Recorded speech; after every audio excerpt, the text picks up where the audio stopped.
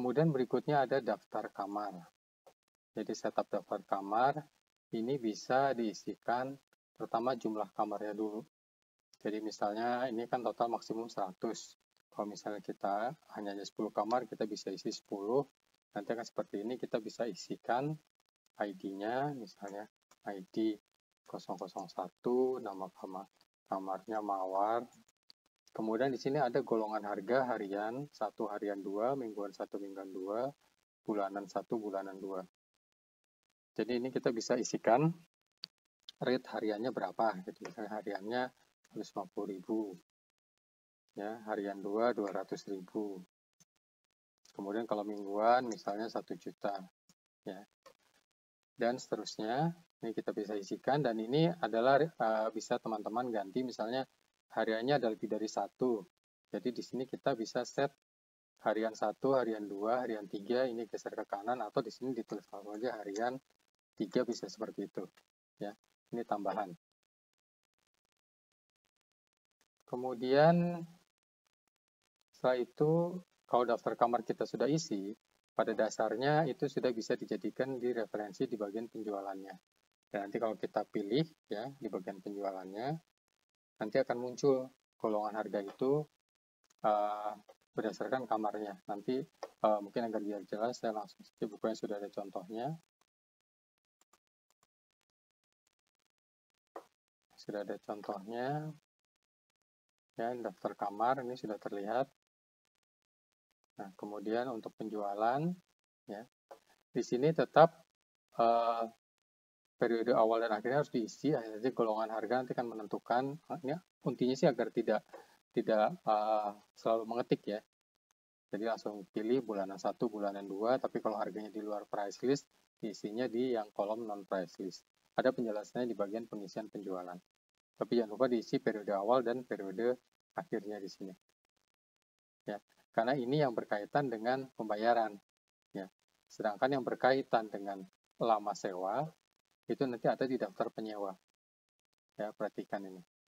Ya, kita belum sampai sini. Tadi baru sampai daftar kamar. Oke, saya kembali ke file kosongnya lagi. Setelah itu, oh ini kebetulan udah pendapatan bulanan, laba rugi. Oh, kalau ini lebih baik file yang sudah ada isinya. Oke, kita lihat di sini pendapatan bulanan. Jadi di sini kita bisa lihat pendapatan masing-masing kamar. Ya. Jadi rumah Mawar, Melati, Anggrek, ini per bulannya pendapatnya sekian pendapatannya. Ya, dan kebetulan ini setnya hanya ada 5 kamar. Oh, sorry, ini 100 kamar, ini saya ganti dulu, ini hanya 5 kamar. Oke, berikutnya untuk laba rugi kotor ya. Jadi laba rugi kotor di sini total penjualan, kemudian total HPP. HPP ini mengambil data dari penerimaan pengeluaran. Di sini ada kolom kamar. Ya.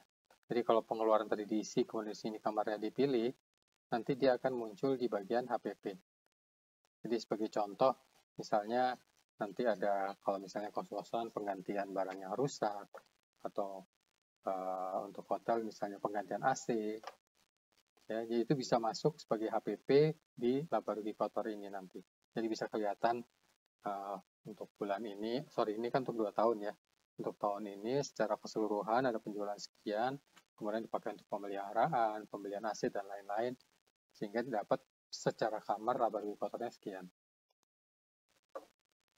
Berikutnya untuk yang okupansi grafik. Jadi ini di sini teman-teman bisa melihat okupansi dari masing-masing kamar ya. Jadi ini hingga 24 bulan bisa dilihat okupansinya. Dasar datanya adalah dari daftar penyewa ya. Bisa dilihat nanti yang di daftar penyewa untuk cara pengisiannya. Kemudian di sini ada okupansi yang rekap. Jadi kalau tadi yang okupansi ini adalah dasarnya grafik ya, bisa dilihat bulan per bulannya. Ini juga bisa dilihat per bulan per bulannya, hanya dasarnya adalah persen. Dan ini tidak full 24 bulan, hanya 12 bulan, di mana kita bisa memilih tanggal ininya, bulan awal bulan untuk perhitungan okupansinya. Itu untuk yang okupansi. Berikutnya adalah daftar penyewa. Untuk daftar penyewa, teman-teman bisa mengisikan nama dari penyewa kamar atau penginapan teman-teman di sini terlebih dahulu sebelum mengisinya di bagian transaksi. Karena data yang diisikan di sini nanti akan dijadikan referensi untuk menghitung okupansinya. Sebagai contoh, ini kita masukkan 5 November 18. Kemudian kode bookingnya BT001. Kode booking ini nanti akan menjadi referensi di bagian penjualan atau pembayaran di bagian kanan ya. Jadi teman-teman nanti bisa memilih kode booking di sini. Dimana kalau di panduan yang sebelumnya, kolom ini langsung memilih nama dari travel agent-nya atau tempat bookingnya.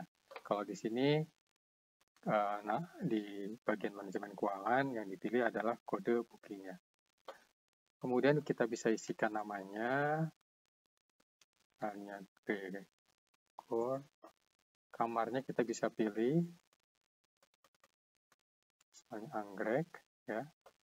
Kemudian booking channelnya kita pilih, misalnya dari Airbnb, kemudian kategorinya, misalnya mingguan, periode awalnya kita isi 1 Januari 19.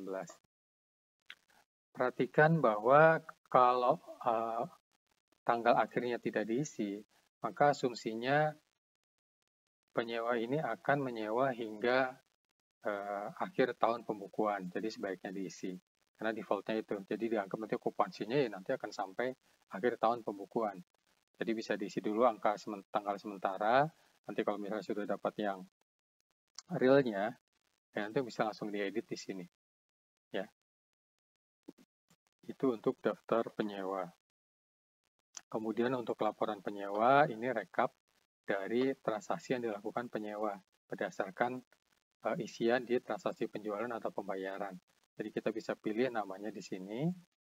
Ya. Nanti akan muncul transaksinya, historinya. Ya, tanggalnya, uriannya, penerimaannya, kemudian apakah ada pengeluaran yang berkaitan dengan pelanggan tersebut, ya. Itu diisinya di bagian penerimaan pengeluaran. Ya, nanti kita bisa nama penyewanya di sini. Kalau misalnya ada pengeluaran yang berkaitan dengan pelanggan tersebut atau penyewa tersebut.